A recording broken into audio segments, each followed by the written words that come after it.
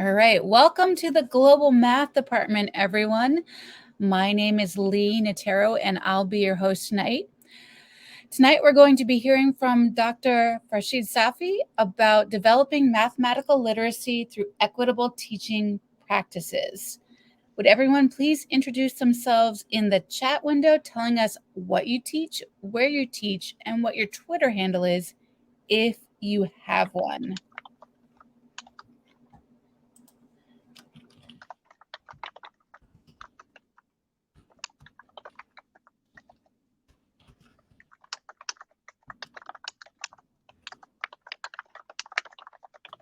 Lots of familiar names here tonight, but also some new names as well. And if you want to share what your role is, whether you're a classroom teacher or I guess this session's actually a K-16 session. So whether you're lower grades, middle grades, upper grades, or higher education. Welcome, everyone. Familiar faces and familiar names. It's good to see them.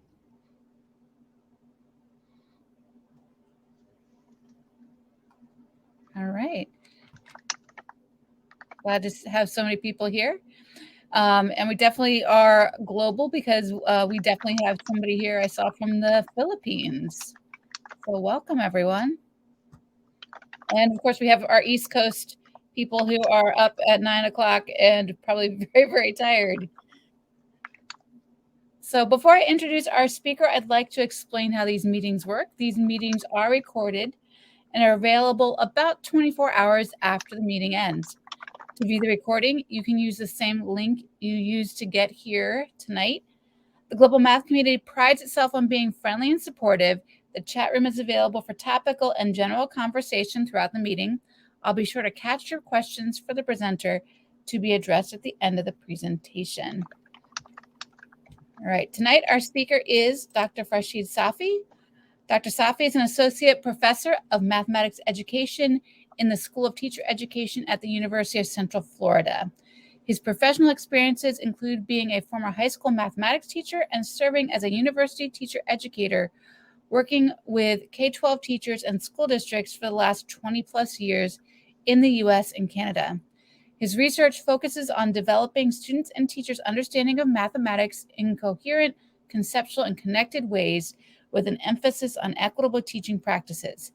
He successfully engages with elementary and secondary teachers nationally and internationally in professional development efforts.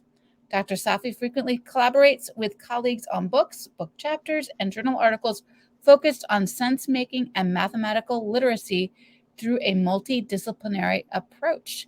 And I will turn the presentation over to Dr. Safi. Thank you so much. It's great to be with all of you. Again, my name is Farshid Safi. I'm a mathematics educator at the University of Central Florida, and it is my pleasure to have this opportunity to talk to all of you about developing mathematical literacy through equitable teaching practices.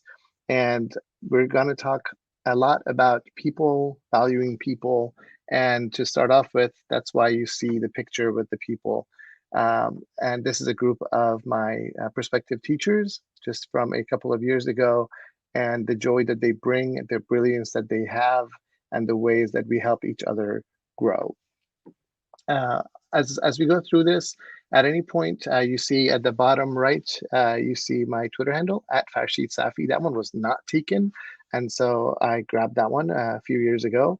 And also, I want you to know that you also have my name written down in Persian, which is my first language. So language matters. So when we talk about equitable teaching practices, I want to make sure you know that. So on the left-hand side of the slides that you have, you can see how I have the banner. And the banner is meant to signify the fact that the people matter, their cultures matter, our history matters, the art, the traditions, the architecture, the beauty that is inherent and all around us matters. And the way to actually engage our students and in equitable teaching practices, then it involves valuing people. So to continue with, I want you to see that today is a very special date mathematically. So I have a good colleague of mine who I've been collaborating with for a few years, Siti Desai, and she's sort of at 2:22 Eastern Time in the U.S. on this 22nd day of the second month of 2022. Then she sent me this message because it's just twos galore. And she's also on the right-hand side where we collaborated and co-taught a class for prospective elementary teachers. So to talk about equitable teaching practices, we have to think about intersections because all too often what we do is we focus on mathematical content. What math do our students need to know? What are some effective methods? What are these pedagogical practices that we engage in? And then we want to, and we are committed to being involved in being inclusive as educators, attending to issues related to diversity, to equity, and to justice.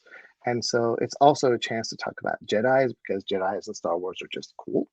And but the commitment to justice, equity, diversity, and inclusion is a personal and professional commitment for many of us. And then simultaneously, we also are committed to seeing how technology can play a role and integrating that into our instruction. I saw a couple of colleagues that are on the webinar tonight, and they do this beautifully. So as you engage with your colleagues in the chat or when you watch this, grow in community. That's how all of us learn. And also, how do we engage in formative assessment?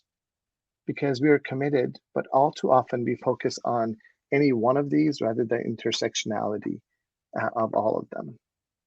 But I want to hear from you. So the first thing I'd like for you to do is in the chat, think back to when you were first learning how to drive or teaching someone how to drive. What considerations did you have? What did you have to think about? Put that in the chat for us.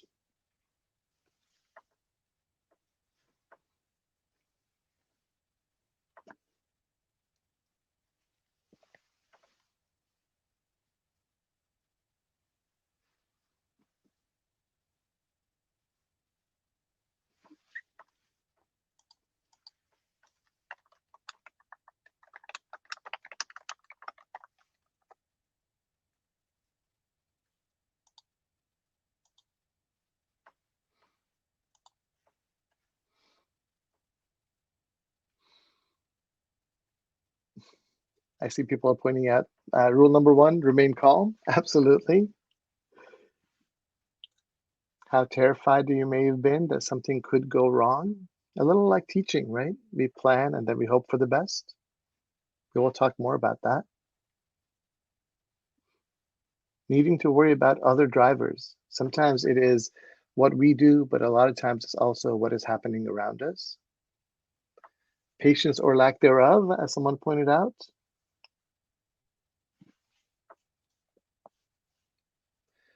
Let me try to put it into a little larger format so you can see this better.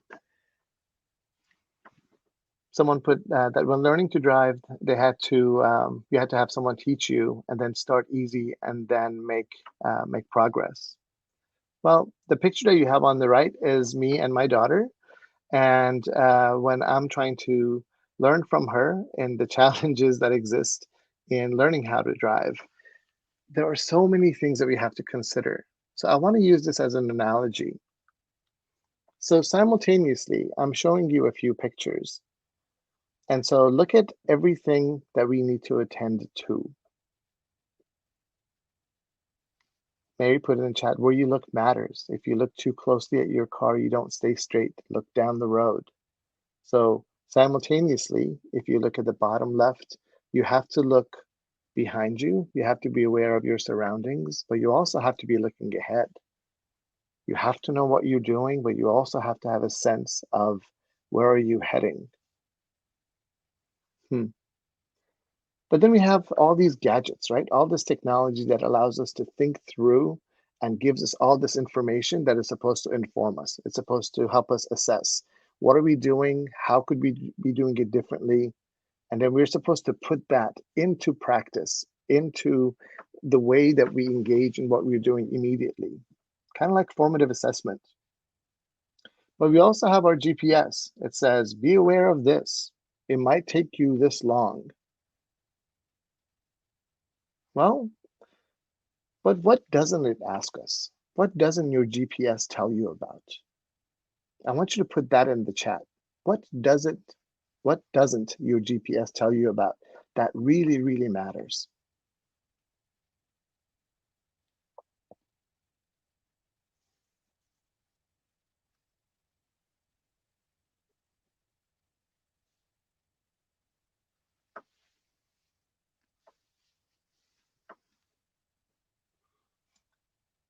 So our GPS tells us how far we have to go, potentially when we might arrive.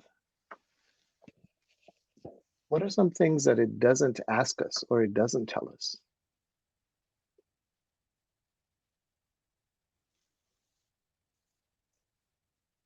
So let me ask you this question. When was the last time your GPS asked you who you had in the car with you? Does it ask you why you're making the trip, as someone pointed out in the chat? Does it ask you if they have a bad back or if they might need medical attention? Does it ask you if you have very young children who may not be, very patient, and you might have to have sort of off ramps unexpectedly? Well, who's along on the journey with you and why you're making the trip matters. So if all we do is we look at what we are doing, where we have to go, how to interpret this, all this information through technology, but we lose sight of who we're making the trip for and who we want to make sure is not only along on this journey, but actually has a good experience and grows through it. That's partially one of the things I want us to talk about. So, equitable practices and intersections, we want to make sure that we don't just focus on equity. We don't just focus on pedagogy and content and technology and assessment. So that EPCAT, I live in Orlando, so EPCOT is a place close by. So equity, pedagogy, content, assessment, and technology is we want to make sure that we attend to all of these through equitable teaching practices. We're going to come back to this diagram shortly. If you have thoughts, again, remember, feel free to put them using my Twitter handle at Farshid Safi. And I would love to be able to engage with you during the session as well as following the session. But the 5 equity-based teaching mathematics practices, I want you to take maybe about 20 seconds. What part of these 5 equity-based teaching mathematics practices resonate with you? What stands out?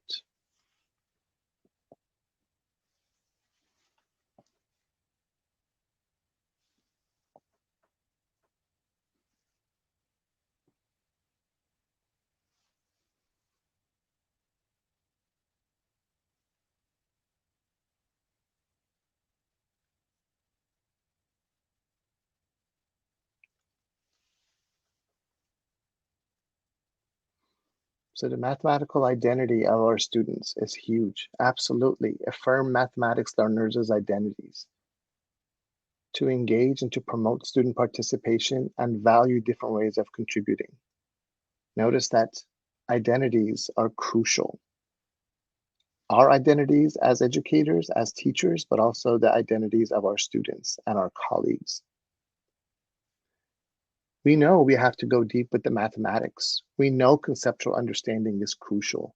We know we have to make sure our students start with conceptual understanding and get to procedural fluency. But also, as Lebo points out in the chat, multiple resources of knowledge. So we have to be able to leverage multiple mathematical competencies. We have to be able to draw on multiple resources of knowledge.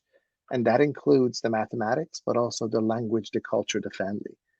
This is why on every slide, you sort of have a little, the banner on the side to remind you of, at least in my case, you have a cultural sort of memento on the side. And at the bottom right, where I put my name, that's my first language, so I still have that there. And remember that to challenge spaces of marginality, and often, all too often, our students are almost multiply marginalized. So we need to value multiple mathematical contributions and then position our students as sources of expertise. We need to value their brilliance. So a couple of more resources and references for you.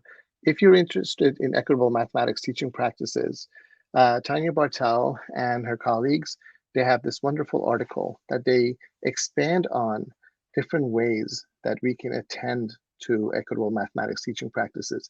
I've just highlighted some for you as far as making sure we draw on students' funds of knowledge, positioning our students as capable, and also how students position each other. What are some norms for participation in our classrooms? Are we attending explicitly to race and culture and the beautiful complexities of race and culture? Do we value discourse and language? How is it that we think about success? What kind of students' mathematical thinking is actually attended to and leveraged? Is that done equitably? And then support the development of a socio-political disposition. We're going to talk about that in connection to mathematical literacy. But we know it's about identity, right? So that's connected to people, and representation matters. So the picture up top, you see me, my wife, and my son and daughter. And then you also see my parents, because it matters who teaches us certain things, who teaches us how to value identity in others, and how to elevate, how to engage, how to empower. So whether we have opportunities, at the bottom left, you see one of the first classes I ever taught in. I won't tell you how far ago, but or how long ago, but the washed jeans and the t-shirt might tell you, so you can sort of do a little study for yourself. Whether we're teaching prospective teachers, as you see in the bottom left, whether we're teaching STEM majors, whether we're teaching future elementary teachers, whether we're teaching liberal arts majors, whether we're engaging students in elementary, middle, high, secondary students, post-secondary students, people and representation matters. I want to show you a few glimpses of that in ways that we support students, teachers, and communities. Teachers, our colleagues, they teach us how things work potentially even better based on different contexts, based on different things that they have tried. And so we need to make sure that we continue to learn and grow together. Webinars like this assist in making sure that our professional development continues. So the picture at the top left is a professional development session where me as a teacher educator, I continue to contribute, but also learn from classroom teachers.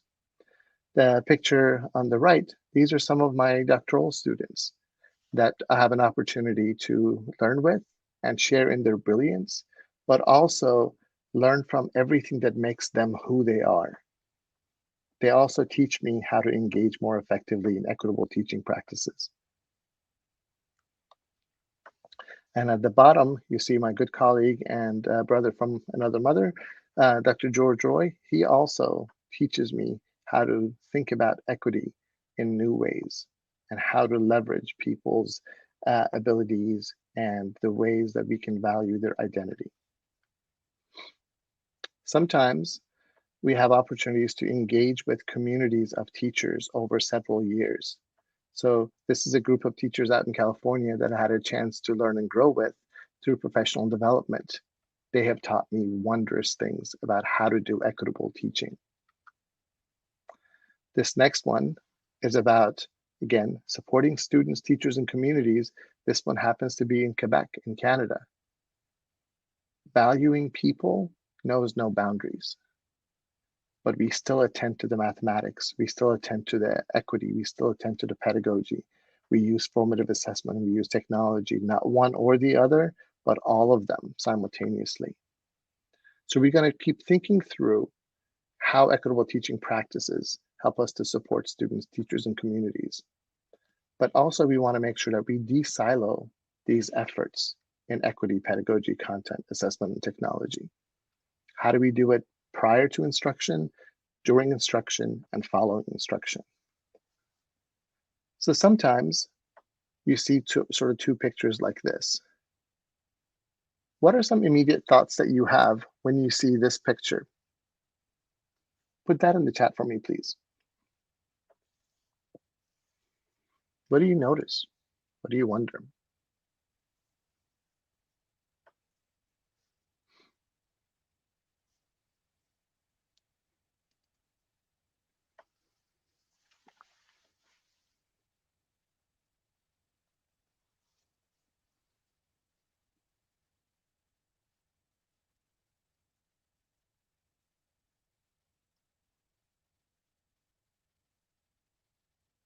Math is indeed everywhere, as people are putting. So are those people in the picture on the left, or are those buildings? If you're familiar and you use some context clues, you might actually see the space on the left feels confined and the picture on the right seems open. Space is important, someone says. And then Nolan, hey Nolan, good colleague out in California. So different perspectives of the same place. So multiple perspectives matter. So if you look at it as you're engaged from the ground level, you might actually experience this part in Central Park in New York City. But if you look at it from above, it gives you a whole other perspective. It tells you sort of the zoomed in and the zoomed out, where different things are, but it's not one or the other. It has to be both. And then expertise matters. When I've shown this to my students, sometimes they say, wait a minute, that picture on the left needs to be rotated because the top of it is actually the southern part of Central Park. Our students are brilliant. They understand rotation and reflection and mathematical thoughts and mathematical strategies. We just have to make sure, equitably, in a connected, coherent fashion, we provide these opportunities.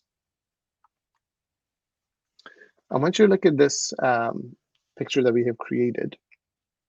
But identity is complex. Sometimes we attend to race, gender, sexual orientation. But I want you to take a look at some of the factors that we have related to the complexities of identity. Put in the chat, what's one or two things that maybe resonate with you that maybe you hadn't thought about recently? What are one or two things related to the complexities of identity that you see on your screen that are resonating with you right now?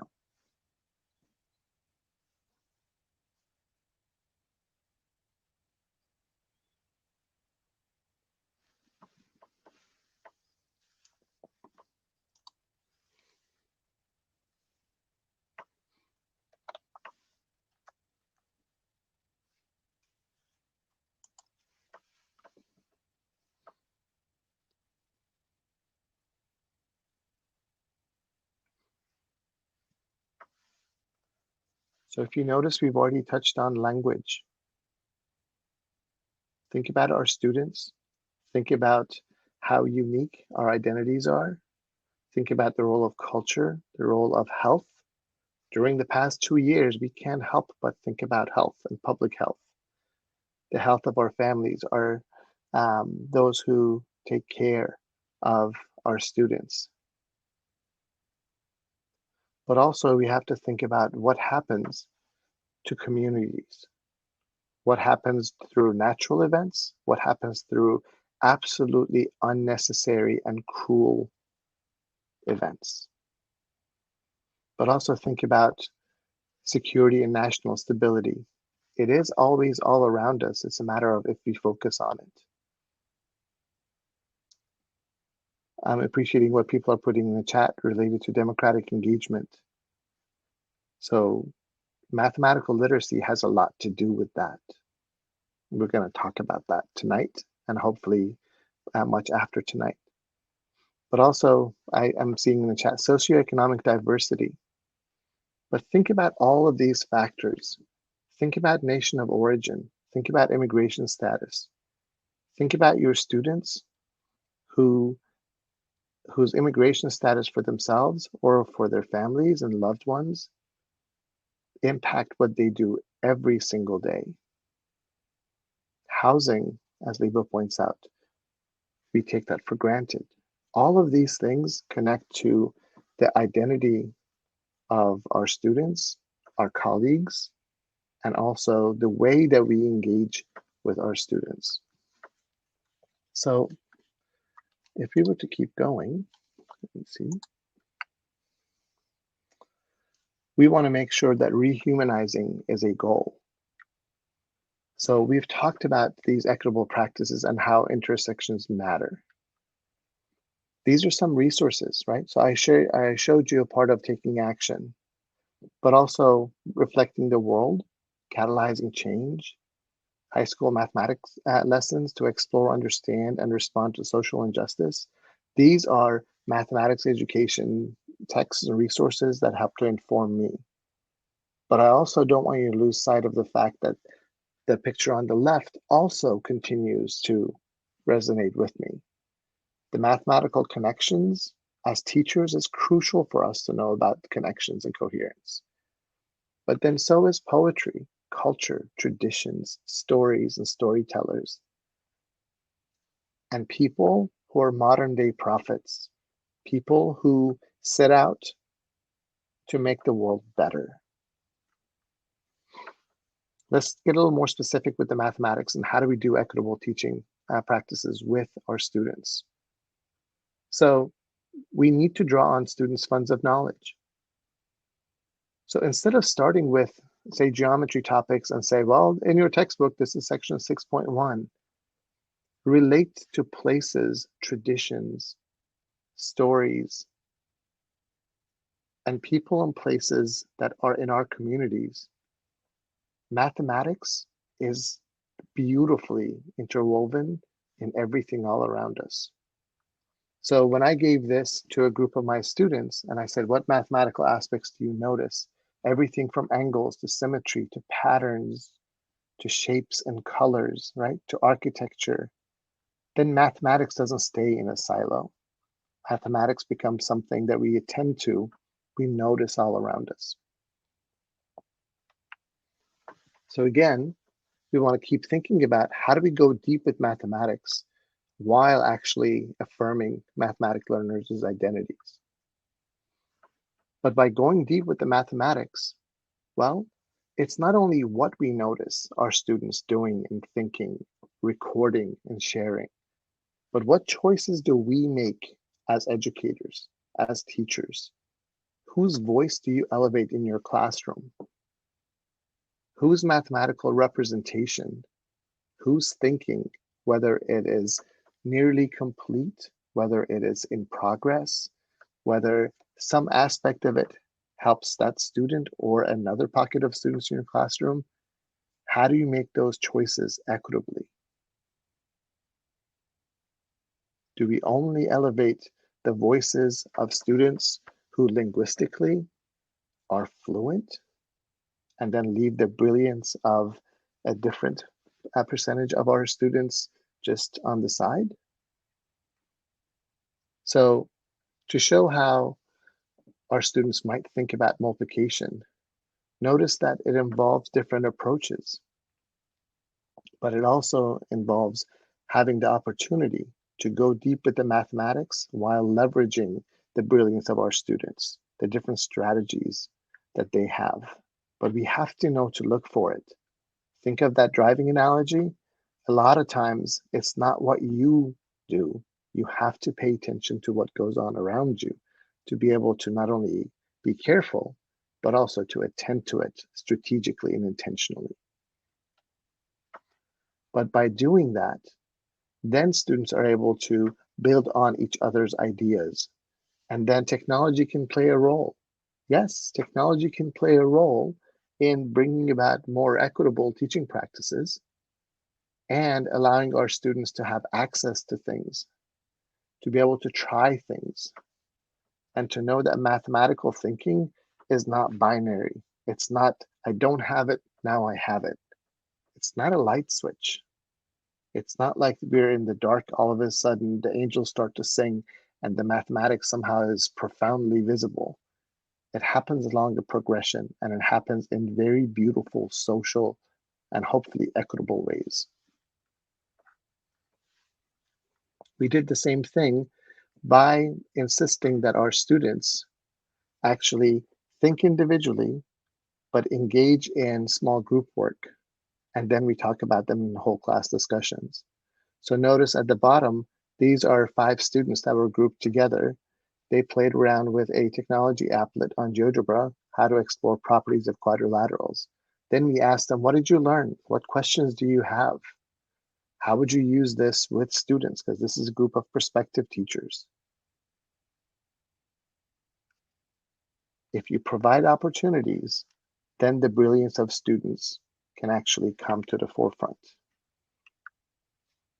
By being able to draw on multiple resources of knowledge, this is that same class, right? But now,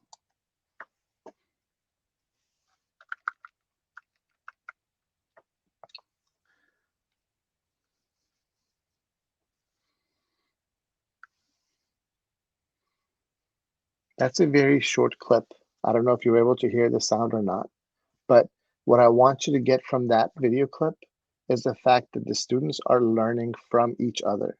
We as teachers cannot, should not be the sole possessor of mathematical information and knowledge. Our students are brilliant. Their experiences matter. So even if you couldn't hear the video, I just want you to kind of see how the students are seated together intentionally, given tasks that have access points and multiple entry points, and they talk their way through, they discuss, they talk about what, how they're developing an understanding, and then we share about that. But also, we have to draw on multiple resources of knowledge. Some of our students need a little more individual think time.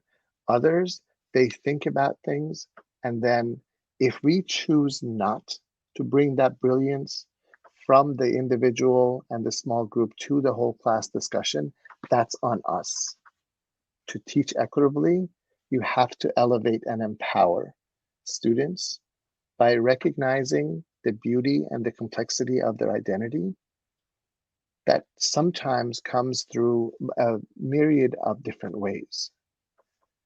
So as teachers, we have to notice more effectively. Again, think of that driving metaphor. In this one, the young lady in the picture at first didn't seem very confident because English is her second language. She's brilliant because for the rest of the term, given the right focus and equitable teaching practices, then the students learn from each other. So you may not be able to see, but this is a group of prospective elementary teachers looking at different ways that you can think through a subtraction problem.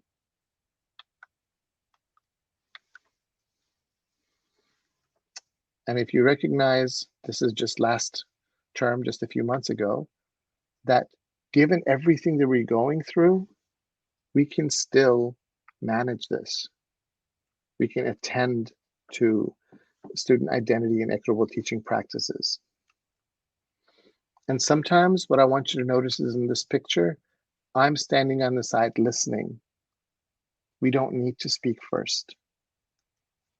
Sometimes you have to make sure that you're out of the way so that students have experiences so that they talk to each other and inform each other. How does it connect with mathematical literacy? Well, mathematical literacy is defined to be an individual's capacity to reason mathematically formulate, employ, and interpret mathematics to solve problems in a variety of real-world contexts.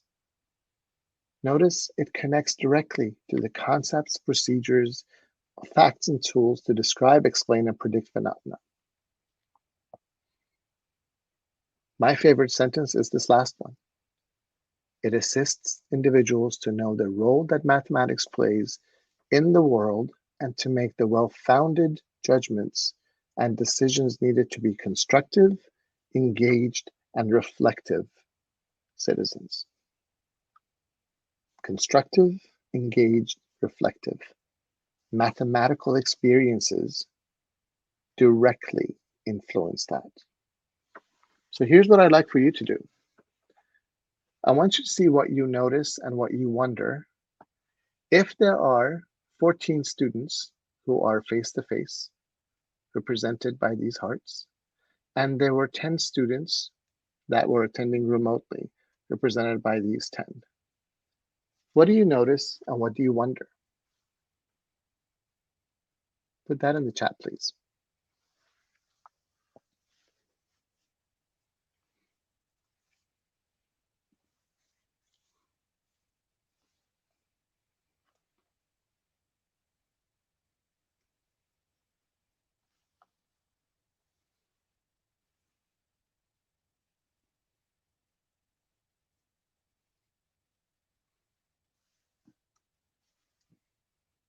Already someone is wondering, what do the colors represent?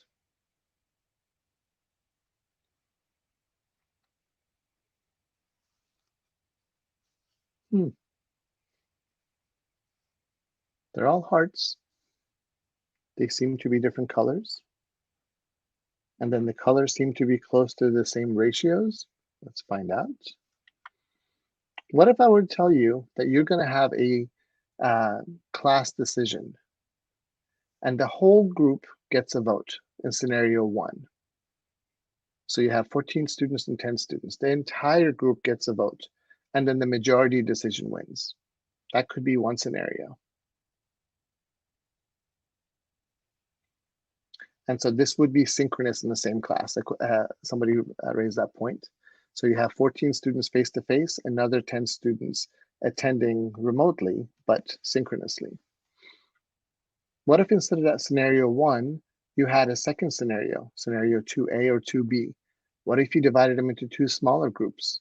That the face-to-face group gets a vote, and then the remote group gets a vote. What if it's a third scenario? What if you decided to divide the various students into 3 smaller groups and each group gets a vote? What if you kept going? What if you further subdivided into smaller and smaller groups? How does that representation and mathematical reasoning come together? You asked in the chat, so let's include that. So the color of the hearts represent the race and ethnicity of this particular group of students, whether they're identified as African American, Hispanic, white, Asian Pacific Islander, or American Indian. So if that's what you have, think again about the scenarios. What happens if the whole group gets a vote, but you lumped everyone together and the majority got to decide? What happens if you further subdivided them? What are the life implications? We talk about the math implications, but what are the connections to identity? What thoughts are going on in your mind right now? Put that in the chat. What are the connections to teaching and learning mathematics based on this context that you're given?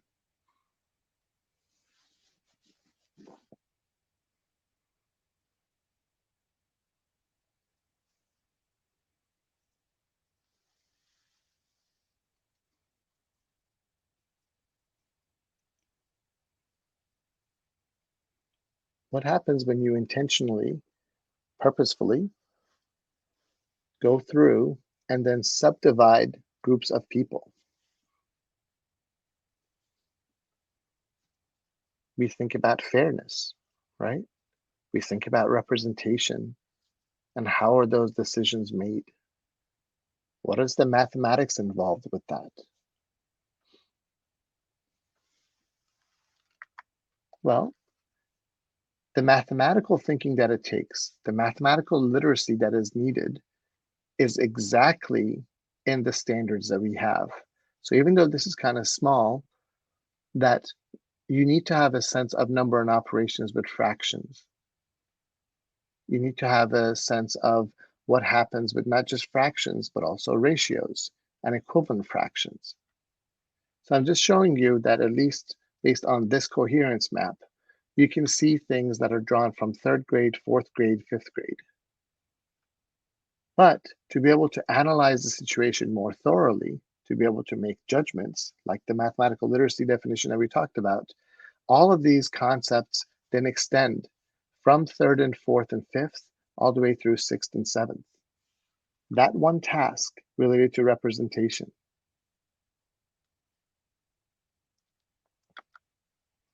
Remember multiple perspectives? We need to think about what happens in the smaller, zoomed in version, what is happening within one group, what is happening globally. Now I want you to think about, I gave you an example that's connected to the identity, but I only gave you information about the race and ethnicity. But consider representation and inclusion. Think about the decisions in equitable teaching. What about gender identity? What about language? Imagine if the quote unquote majority of the students were English language learners. What kind of literature would we read in this class? What are the possibilities by being more equitable and being intentionally committed to equitable teaching practices? What happens if you actually had information related to representation and inclusion, to neurodiversity, to religion, to immigration status, and on and on and on, similar to that diagram that we shared with you earlier? My very good friend, Dr. Jennifer Wolf, and I, we wrote a book chapter called Majority in Context. This understanding of what happens with representation and what happens when you want to understand and you need to understand as a part of mathematical literacy, we experienced that in the Supreme Court. You have 9 people. What constitutes majority? There's a lot of mathematical understanding there. But also, what happens if you scale that up? What happens in the US Senate when you have 100? We know one vote matters. We have now heard and seen how crucial that is in determining the fate of communities nationally and potentially internationally. What constitutes majority and how do we need to understand mathematics, context, and issues related to equity? What happens if now you continue to zoom back out and you think about the context, if it's the House of Representatives? How representatives or how representative is the US House of Representatives?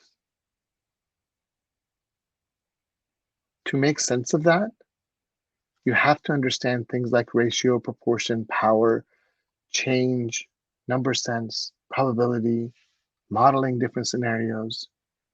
But you also have to understand identity.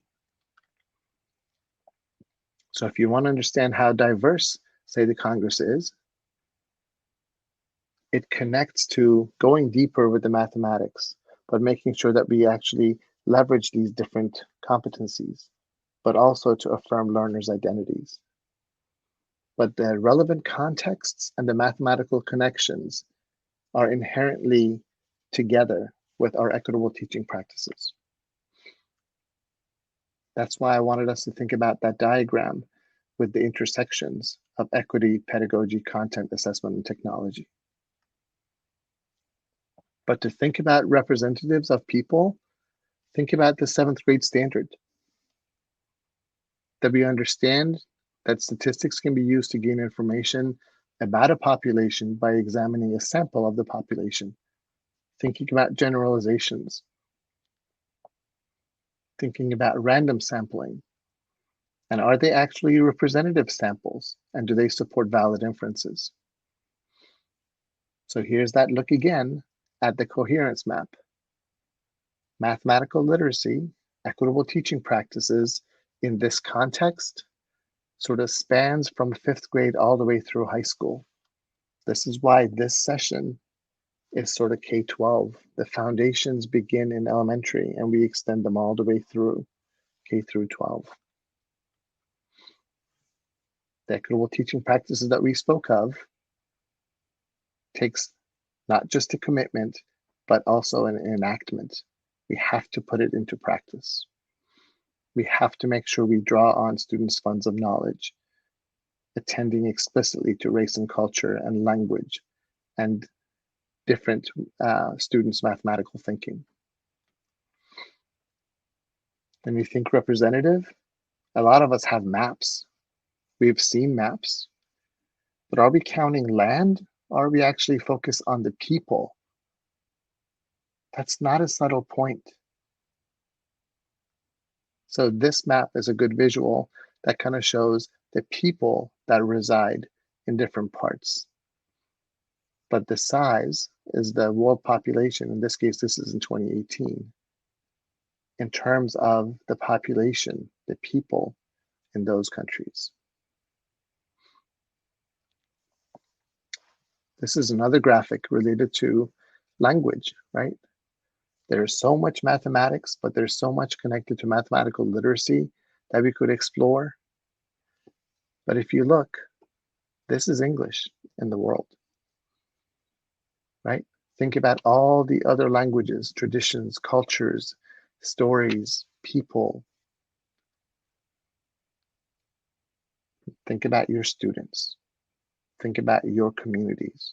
Think about the role that equitable teaching practices plays in elevating, engaging, and empowering our students.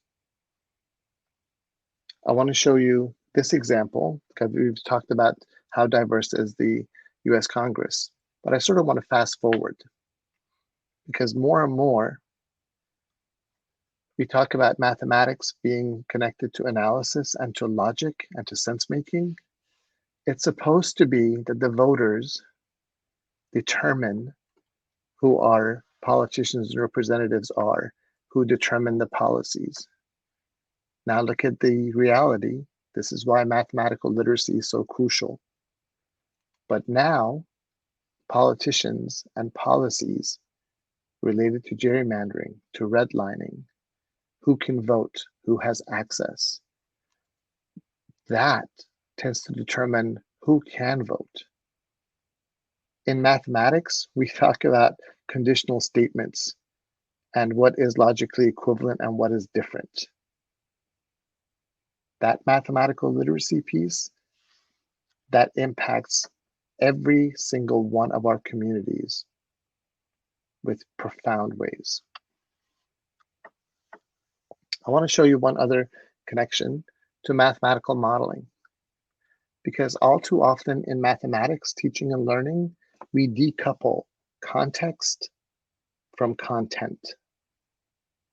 Mathematical modeling says, hang on, here's a process that uses mathematics to represent and to analyze and to make predictions, but to also make sure that these ideas stay married together.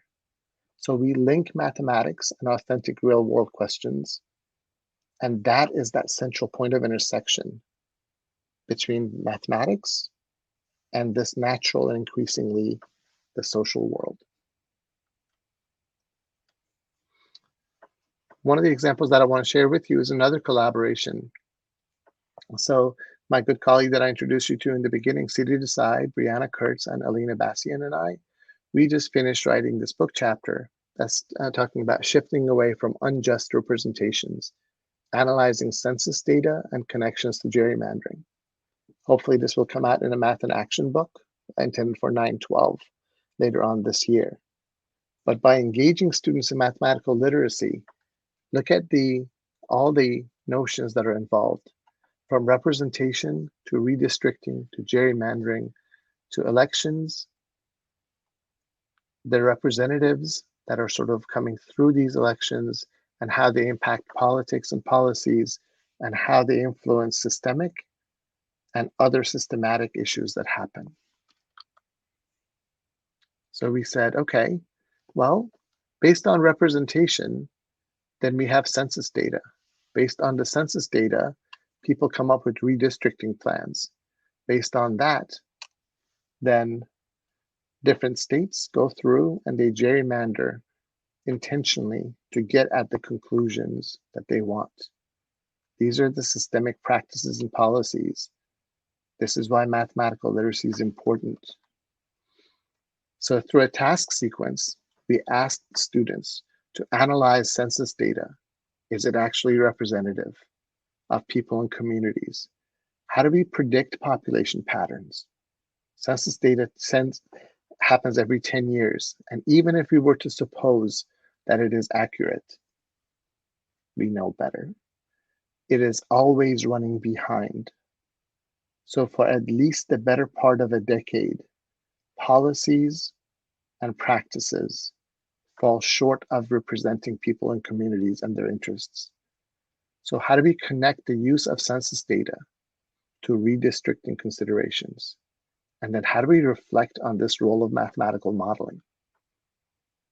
Look at all the factors: access, inclusion, data analysis, everything from global health to equity.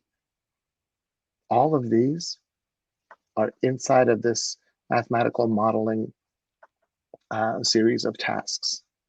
So we engage students in this mathematical literacy effort to have them see, for instance, I live in the state of Florida. And so, for instance, based on the state of Florida, look at the party affiliation versus the Florida representatives in the US House of Representatives. Or can we write a function to predict the population in Florida for, say, 2021 and 2030 based on the 2020 census? How accurate was the US Census in predicting what the population would be just 1 year later, or where it might be in 2030? How do we equitably engage our students in mathematical literacy? So yes, we go deep with the content, but also context and content stay together. Mathematical understanding helps to support their sense making of how do we predict the population change. And then we ask them to look at specific counties. Can they analyze data? Can they be sense makers and not just calculators of numbers? Our world, our communities need thinkers, analyzers, sense makers. Mathematics is so much more than just doing calculations. And based on that, what are the potential districts? We took the example of Central Florida because our group of students can connect to that and understand the changes that are happening. But that's not unique to any one region or any one state. But the sense making should be common all the way across. High school students, their brilliance by being able to bring diverse perspectives, diverse traditions, diverse lived experiences allows us to actually get to all of these points. But again, it is the 5 equity-based teaching mathematics practices. Getting to go deep with mathematics, whether this happens in a small group, in a classroom setting, or whether we have the opportunity to actually engage colleagues in how to do this effectively through professional development. All of us learn and grow together in how to challenge spaces of marginality, how to affirm mathematics learners' identities, how to leverage multiple mathematical competencies, how to draw on multiple resources of knowledge. As a teacher, what do you look for? What do you hear? What do you see? What is thought but not written? What can be gestured but maybe not said out loud? How do we tap into students' knowledge and experiences as resources for mathematical learning? That's why we're talking about these equitable teaching practices. And again, it's math, baby. Mathematical literacy matters if we're going to actually be able to make change happen to improve the conditions of our people and our communities. So what I'd like for you to do is to remember to actually be able to think through and develop mathematical literacy through equitable teaching practices. It takes hope. It takes awareness. It also takes love of people, love of communities, and love of learning. But it also needs action. So we need all of these to be able to address, to be able to confront, and to be able to work together within our educational efforts and beyond our educational efforts towards justice. So what I'd like for you to do is you have my contact information. I'd like for you to, in the chat, put maybe like one or two thoughts that have resonated with you from tonight's talk. What's something that you might tell a colleague about tomorrow, or when you watch this, or when you listen to this? Put that in the chat for me, please.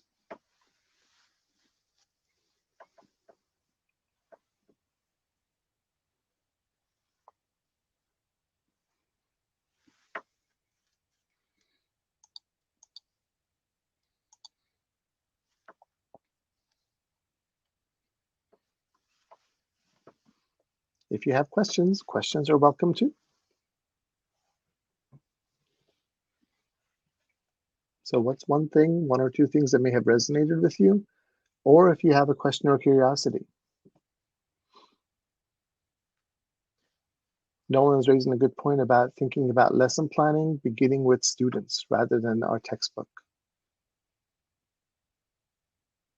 If we focus on the people, right, mathematics can be engaging and relevant. If our curriculum, if our textbook does that sufficiently, and through enough supplements we can do that, fantastic. If not, our students know what they care about. Our job is to engage them in that. Miriam's talking about challenging spaces of marginality. And again, remember, thank you for that. Many of our students sort of go through being multiply marginalized. Mary points out the idea to collaborate with different teachers, like civics teachers. That's actually one of the things that we are getting ready to do, is to think about the fact that real world problems and real world issues are transdisciplinary. They're not just mathematical. They might be mathematical and scientific and involve social studies and involve literature, right? So collaboration is the way to go. Sandra's pointing out identity matters, 100%. Leo's pointing out students are resources of learning for one another. Yes, absolutely. We're not the only ones with approaches, information, and strategies that are effective. Let's empower our students by valuing and making their brilliance visible in our classrooms. One of the questions is, how can we help administrators see that this matters when it is not on a state test? Good test scores drive school rankings, which drive property values, which drive tax revenues. Very true. When students are engaged, they care about their learning because it connects with them and their communities. We've done this through professional development efforts throughout North America. And when our teachers are engaged in equitable teaching practices and we value our students, their test scores do indicate that, because then it's not somebody else's mathematics. It's actually sense making and reasoning done in equitable ways. We can do this together And then administrators are also there to support, but it's a lot easier to support when you see it in action. I'd like to thank you so much for joining us tonight. Please make sure you continue to stay in touch. So again, my name is Farshid Safi, and feel free to stay in touch through Twitter at Farshid Safi. Thank you very much for sharing tonight, Dr. Safi. Definitely good ideas to think about for a while, that's for sure. So next week, or actually not next week, 2 weeks from now, on March 8th, we are going to be having Eli Lubaroff from Desmos share with us. And the title of his talk is If You Let Your Students Surprise You, They Will. So practices which encourage students to share. And I think that'll be an exciting talk. So thank you so much, everyone. Have a wonderful evening, afternoon, or morning, depending on where you are in the world. So long.